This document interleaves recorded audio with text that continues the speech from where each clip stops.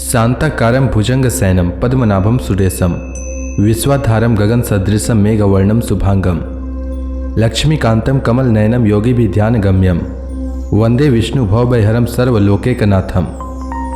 मंगलम भगवान विष्णु मंगलम गरुड़ध्वज मंगलम पुंडरीकाक्ष मंगलाय तनोहरि। ओम नमो भगवते वासुदेवाय।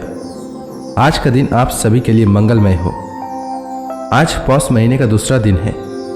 पौष महीने में प्रतिदिन सुबह सुबह भगवान सूर्य देव को अर्घ्य जरूर देना चाहिए।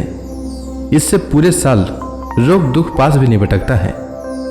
आज मैं पौष मास कथा का दूसरा अध्याय सुनाने वाला हूँ। तो आइए सुनते हैं पौष मास की कथा का दूसरा अध्याय। आज की कथा में वैशंपायन जी जन्मेजय जी से कहते हैं, जन्मेजय, एक दिन राजर्षि शांतनु यमुना नदी के तट पर वन में विचरण कर रहे थे। उन्हें वहां बहुत ही उत्तम सुगंध मालूम हुई, परंतु यह मालूम नहीं होता था कि वह कहां से आ रही है। उन्होंने उसका पता लगाने की चेष्टा की। वहां के निषादों में उन्हें एक देवांगना के समान कन्या दिख पड़ी। राजा ने उससे पूछा, कल्याणी, तुम किसकी कन्या हो, कौन हो और किस उद्देश्य से यहां रह रही हो? कन्या ने कहा, मैं निषाद कन्या हूं, पिता की आज्ञा से धर्मार्थ नाव चलाती हूं। उसके सौंदर्य, माधुर्य और सौगंध से मोहित होकर राजर्षि शांतनु ने उसे अपनी पत्नी बनाना चाहा और उसके पिता के पास जाकर उसके लिए याचना की। निषाद राज ने कहा, राजन, जब से यह दिव्य कन्या मुझे मिली है तभी से मैं इसके विवाह के लिए चिंतित हूं, परंतु इसके संबंध में मेरे मन में एक इच्छा है। यदि आप इसे धर्म पत्नी बनाना चाहते हैं तो आप शपथ पूर्वक एक प्रतिज्ञा कीजिए, क्योंकि आप सत्यवादी हैं। आपके समान वर मुझे और कहां मिलेगा, इसलिए मैं आपकी प्रतिज्ञा लेने पर इसका विवाह आपसे कर दूंगा। शांतनु ने कहा, पहले तुम अपनी शर्त बताओ, कोई देने योग्य वचन होगा तो दूंगा, नहीं तो कोई बंधन थोड़े ही है। निषाद राज ने कहा, इसके गर्भ से जो पुत्र हो वही आपके बाद राज्य का अधिकारी हो और कोई नहीं। यद्यपि राजा शांतनु उस समय काम से अत्यंत पीड़ित थे, फिर भी उन्होंने उसकी शर्त स्वीकार नहीं की। वे कामवश अचेत से हो रहे थे और उसी कन्या का चिंतन करते हुए हस्तिनापुर आए। एक दिन देवव्रत ने अपने पिता को चिंतित देखा तो उनके पास आकर कहने लगे, पिताजी, पृथ्वी के सभी राजा आपके वशवर्ती हैं, आप सब प्रकार से कुशल हैं, फिर आप दुखी होकर निरंतर क्या सोचते रहते हैं? आप इतने चिंतित हैं कि न मुझसे मिलते हैं और न घोड़े पर सवार होकर बाहर ही निकलते हैं।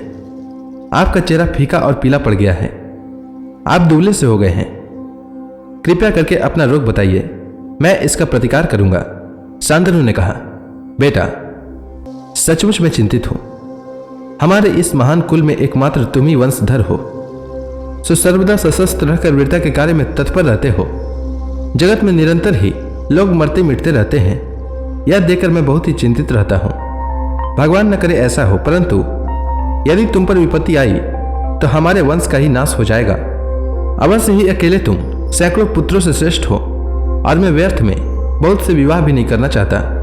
फिर भी वंश परंपरा की रक्षा के लिए तो चिंता है ही।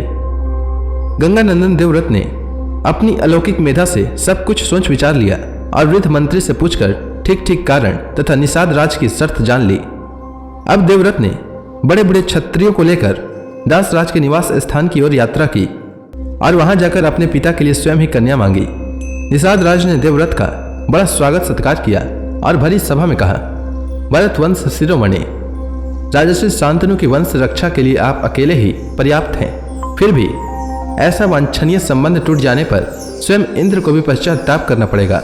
यह कन्या जिन श्रेष्ठ राजा की पुत्री है वे आप लोगों की बराबरी के हैं। उन्होंने मेरे पास बार बार संदेश भेजा है कि तुम मेरी पुत्री सत्यवती का विवाह राजर्षि शांतनु से करना। मैंने इसके इच्छुक देवर्षि अस्ति को सूखा जवाब दे दिया है, परंतु मैं पालन पोषण करने वाला होने के कारण एक प्रकार से इस कन्या का पिता ही हूं। इसलिए कह रहा हूं कि इस विवाह संबंध में एक ही दोष है, वह यह कि सत्यवती के पुत्र का शत्रु बड़ा प्रबल है। यही सोचकर मैंने आपके पिता को यह कन्या नहीं दी। गंगानंदन देवव्रत ने निषाद राज की बात सुनकर क्षत्रियों के समाज में अपने पिता का मनोरथ पूर्ण होने के लिए प्रतिज्ञा की।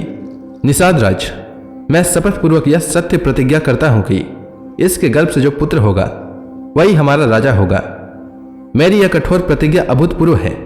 और आगे भी शायद ही कोई ऐसी प्रतिज्ञा करे। निषाद राज अभी और कुछ चाहता था। उसने कहा, युवराज, आपने सत्यवती के लिए जो प्रतिज्ञा की है वह आपके अनुरूप ही है।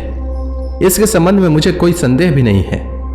मेरे मन में एक संदेह अवश्य है कि शायद आपका पुत्र सत्यवती के पुत्र से राज्य छीन ले। देवव्रत ने निषाद राज का आशय समझकर क्षत्रियों की भरी सभा में कहा, क्षत्रियों, मैंने अपने पिता के लिए राज्य का परित्याग तो पहले ही कर दिया है।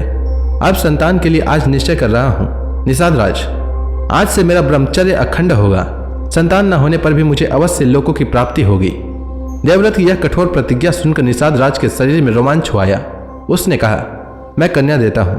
उसी समय आकाश से देवता, ऋषि और अप्सराएं देवव्रत पर पुष्पों की वर्षा करने लगे और सबने कहा, यह भीष्म है, इसका नाम भीष्म होना चाहिए। इसके बाद देवव्रत भीष्म सत्यवती को रथ पर चढ़ाकर हस्तिनापुर ले गए और अपने पिता को सौंप दिया। देवव्रत की इस भीषण प्रतिज्ञा की प्रशंसा सब लोग इकट्ठे होकर और अलग अलग भी करने लगे। सब ने कहा, सचमुच यह भीष्म है।